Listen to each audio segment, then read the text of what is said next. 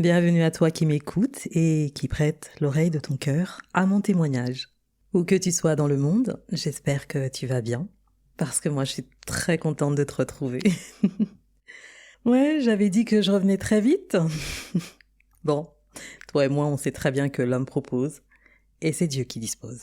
En d'autres termes, le temps est relatif au point de vue de l'observateur. Ça faisait trop longtemps que j'avais envie de la placer celle-là. En tout cas, j'ai pas échappé à la règle. On s'est quitté dans l'ère de la Balance au début du mois d'octobre et on se retrouve au début du mois de décembre en plein dans l'ère du Sagittaire. Bon anniversaire à tous les natifs de ce signe. S'il vous plaît, mettez-nous le feu là parce que l'hiver approche et comment te dire, je sens qu'il va être long et rude. Bon alors qu'est-ce qui m'est arrivé là pendant ces 2 mois d'absence? Ma saison du Scorpion, elle a bien piqué. Et si tu es un peu sensible comme moi, tu sais de quoi je parle. Au menu, quelques déboires qui ont bien failli me coûter ma santé physique et émotionnelle. Et des rencontres bouleversantes. Ouais. Là, pour le coup, j'ai vraiment réalisé que le temps ne nous appartient pas.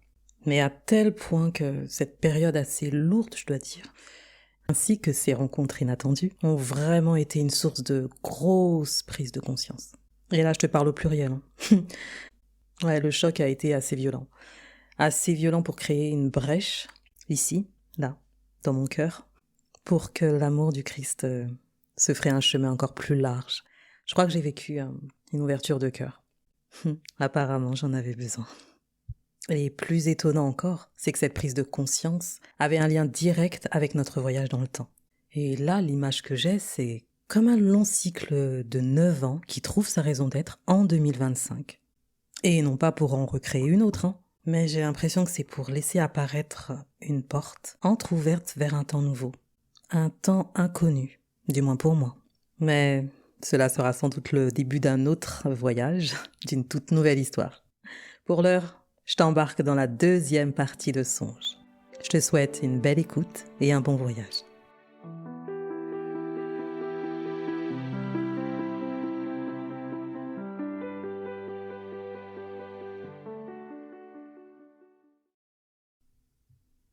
Quand je le vis, je tombais à ses pieds comme mort.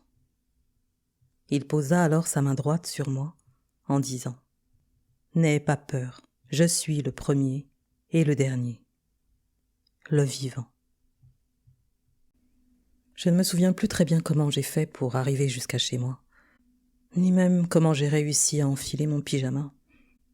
Mais je me souviens très bien de moi, assise par terre, presque recroquevillée entre le canapé et la table basse de mon salon, le regard figé sur le sol, les yeux remplis de larmes qui n'arrivaient pas à couler. Ma mère, présente à ce moment-là, tournoyait autour de moi, faisant des allées et venues. Elle me parlait, mais je n'entendais rien. Mon corps était là, mais mon esprit ailleurs. C'est très difficile de décrire la douleur quand elle vient de l'âme, quand on se sent trahi par la vie, par Dieu lui-même. Il n'y a pas vraiment de médicament pour ça. Et dans mes pensées encore engourdies, une seule criait plus fort que toutes les autres. Alors je fais quoi, Seigneur, maintenant? Je me laisse mourir, c'est ça? Je n'ai qu'à me laisser mourir, puisque cette vie ne veut plus de moi, puisque tu as laissé faire ça. Et au moment où j'ai prononcé ces mots, toutes les larmes que j'avais réussi à contenir jusque-là se sont mises à couler. Ma mère, elle, demeurait sereine, presque enjouée. Elle continuait de parler, mais ses mots glissaient sur moi. En fait, rien ne semblait avoir le moindre effet. Je restais immobile. J'avais trop peur que si je bougeais ne serait-ce qu'un tout petit peu, cette douleur ne m'écrase complètement. Et puis, il y eut un long silence. Ma mère ne disait plus un mot. À la place, j'entendais les touches d'un téléphone, comme quand on compose un numéro. Puis elle me tendit le combiné. Mais moi, ni oui ni merde, je restais stoïque, occupé par ma conversation interne avec Dieu, tentant d'entendre sa réponse. Une attente dont je fus brutalement arraché par la voix d'une femme inconnue. Une voix retentissante qui résonnait dans tout le salon. Une voix de femme presque surnaturelle qui m'appelait. « Y va ?» En levant légèrement le regard, je compris que ma mère avait mis le haut-parleur. Je ne connaissais pas cette voix et pourtant, elle venait soudainement de me ramener dans le monde des vivants. Le timbre de cette voix avait quelque chose de tellement doux et de rassurant que je me suis laissé porter, hissé hors de ma torpeur, pour me rapprocher du téléphone posé sur la table. J'y ai posé mes mains et couché ma tête juste à côté, juste pour entendre encore cette voix. Et là, la femme de l'autre côté du combiné se présenta à moi.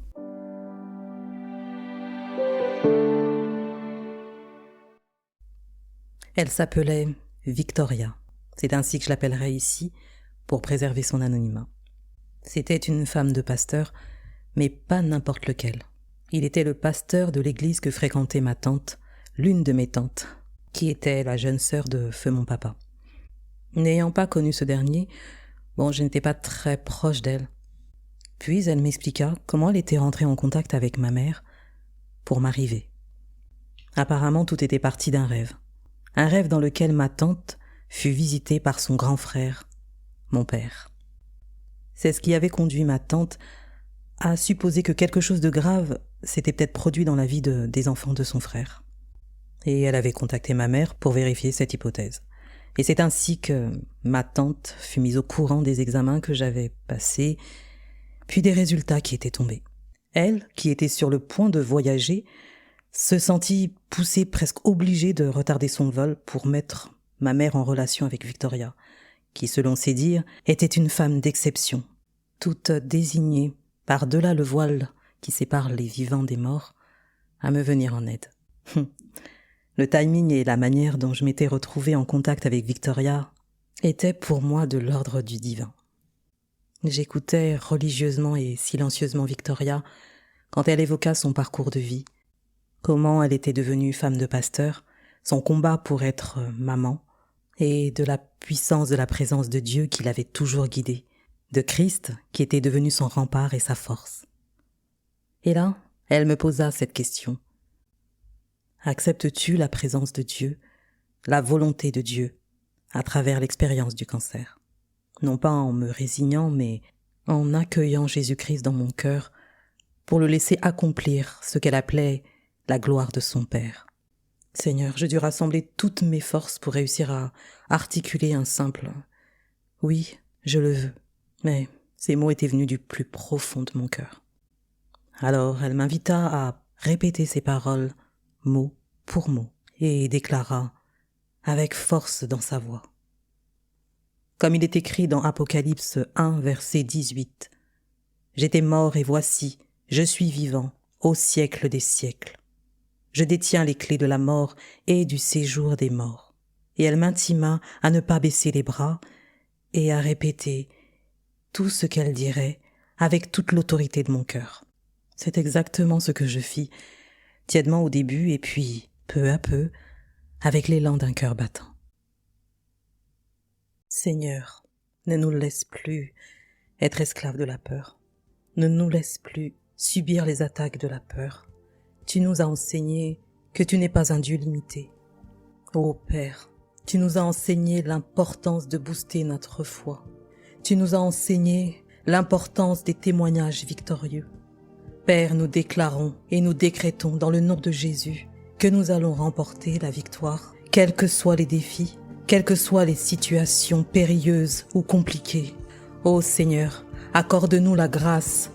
Nous déclarons et nous décrétons dans le nom de Jésus que là où, Éternel, ô Dieu, le domaine de nos vies avait été attaqué, les diagnostics lourds avaient été annoncés, nous voulons déclarer et décréter, Seigneur, que l'Esprit qui communique la vie, selon que tu nous l'as enseigné, en Romains 8, verset 11, l'Esprit de vie vient rendre témoignage à notre esprit. Au verset 13, Seigneur, que nous sommes enfants de Dieu. En Romains 5, 5, que la vie de Dieu, la vie de l'Esprit est répandue dans notre corps par le Saint-Esprit. Il répand la santé, il répand l'antidote.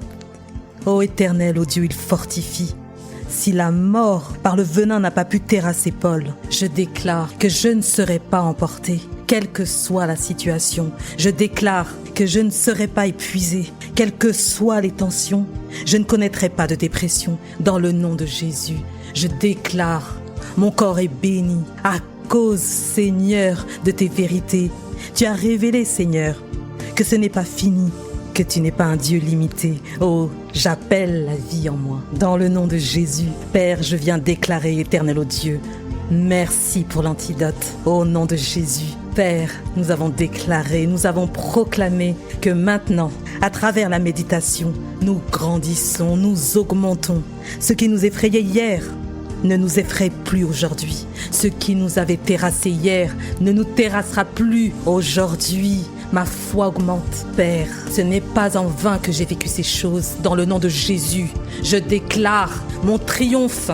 Je déclare ma réussite. Je ne serai pas abattue. Père, révèle, ravive, communique un feu en moi.